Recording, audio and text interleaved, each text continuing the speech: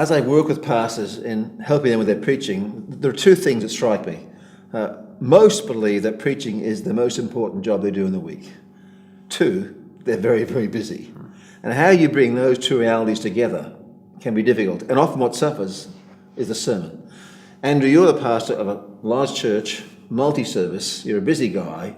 Preaching, I think, is your first work. How do you can you reconcile those two realities? Yeah, I was thinking about this. I think I've got three words I'd use for it. That is, plan and prioritise and multiply. The plan means that I will plan what I'm going to preach on well ahead of time. Because I think if we plan well ahead of time, we'll know what's coming up and so on. So I'll plan my preaching program for the year mostly at least 6 months, if not 12 months ahead of time. I'll plan my time. And then I'll prioritise my time. So you plan your time. What do you mean? Your weekly time? Yes, my weekly time. And I'll prioritise it.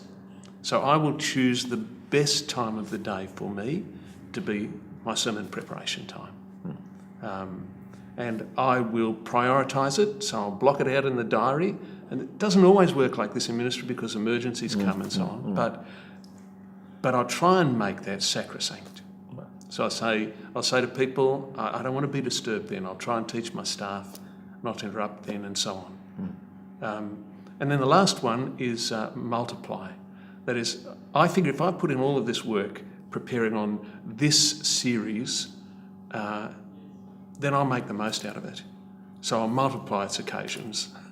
So you'll preach the same series on different occasions? Or different locations. Yes, right. But also I will then, I might turn it into a Bible study for my congregation. I might write on it. That is, I'm making sure that if I've put in so much work, then I want to make use of it as best as I can. Yeah. So, for example, when I was younger, the bishop in my particular area said to me, Andrew, if you've lectured on it, you've preached on it, and you don't write on it, you've been wasting your time. Now, that's a bit overstepping the mark perhaps, but you can see what he was saying. He's saying if you put in all of this work, multiply it. Kieran, some would say that's great in theory. I mean, it looks good as a theory, plan, prioritise and make sacrosanct the day. Does it work in practice? I mean, are you able to put aside a time each week and stick to that in your preparation? Yeah, I would say 90% of the time I am. So for me, it's Thursdays and Saturdays, and people will all the time ask to catch up on those times. I might spare like a lunch spot on Thursday, but other than that, I'm generally able to guard my diary. And for me, I guess that's the prioritise one, as well as planning, that those times are times where I'm going to be preparing a sermon. I can hear someone saying, I wish I could. That sounds terrific. But the reality is, in my busy life, I can't put aside 2 days for a sermon. I can't. And you'd respond by saying? Well, I think about the opportunity that we have on a Sunday, or that I have on a Sunday, to bring God's word to God's people. And I think of whoever it was who said that either the preacher suffers during the week or the congregation suffers on Sunday. And I think that's really true. And I think there are people who are hungry. There are people who want to hear good news on a Sunday. There are people who are wondering whether they can bring their friends along, whether they trust me with their friends. There's all kinds of things going on, and it's an enormous opportunity. We've got everyone gathered there, so I want to make the most of it by really guarding that time and putting in everything I can. So you're saying it can be done. If you make the decision to put aside, in your case, the best time in the week, it can be done. Yeah, I think it can. My own experience has been that it so easily drifts away from you.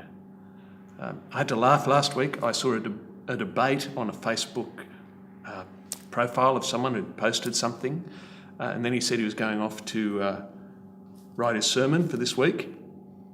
And the pressure, some of it from fellow clergy, for him to come back and enter the conversation again was enormous. But to give him credit, he stuck to it, and he didn't comment until he'd finished the time that he'd committed. I think it is hard, but you have to do it. At the same time, my own view would be in the sovereignty of God, things will come up that you cannot say no to rightly. And you need to understand that in that case, you may.